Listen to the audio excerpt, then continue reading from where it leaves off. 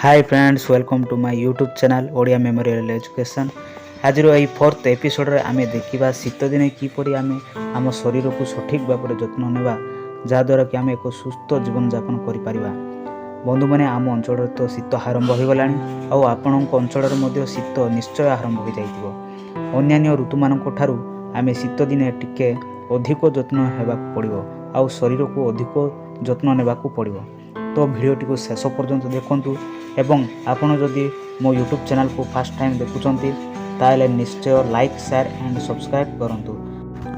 तो चलंतु आउ आमे डेरी न करी जानि नेबा शीत आम शरीर उपरे की कुप्रभाव पकाई थाए एवं आमे एतिरु की परि रक्षा पाइबा एवं कोन पदक्षेप नेबा उचित।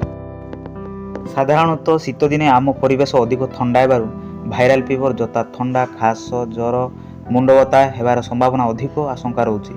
तेणु शीत दिने आम सकाळ संध्या एवं राति समय आम शरीर को गरम रखापी स्वेटर हॉट कैप एवं सॉक्स पिंधा उचित। शीत दिन आम सब गरम पानी पीवा उचित। एपरी करने द्वारा आम शरीर उषुम रहे एवं भाइराल फीवर हेबार संभावना कमी जाई थाए।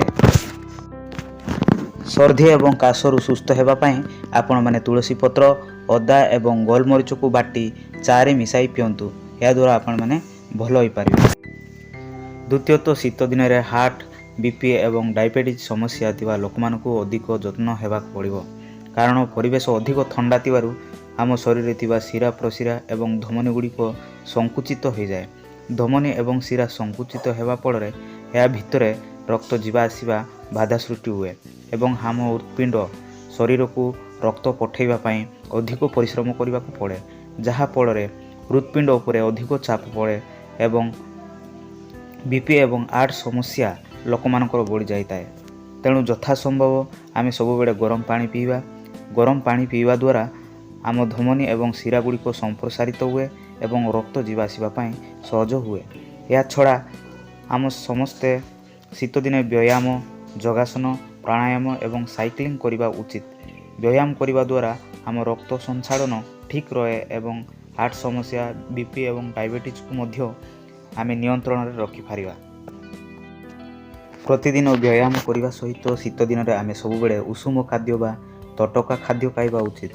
कोल्ड ड्रिंक्स बा ठंडा पानीय ठारू आमे दूर रहिबा उचित। साधारणतः आमे शीत दिने गरम पानी गाधोइबा पई भल पाइता, किंतु स्वास्थ्य विशेषज्ञ अनुसार शीत दिन में गरम पानी न गाधोइबा भल। कारण गरम पानी आम शरीर रे थिबा प्राकृतिक तैल बा नेचुरल ऑयल को नष्ट कर दिए। आम चर्म को अधिक सुखिला करी फाट सृष्टि करता है। तेणु शीत दिन में गरम पानी न गाधोइबा भल हेबो। वीडियोटी को शेष पर्यंत देखिथिबारु समस्त को धन्यवाद।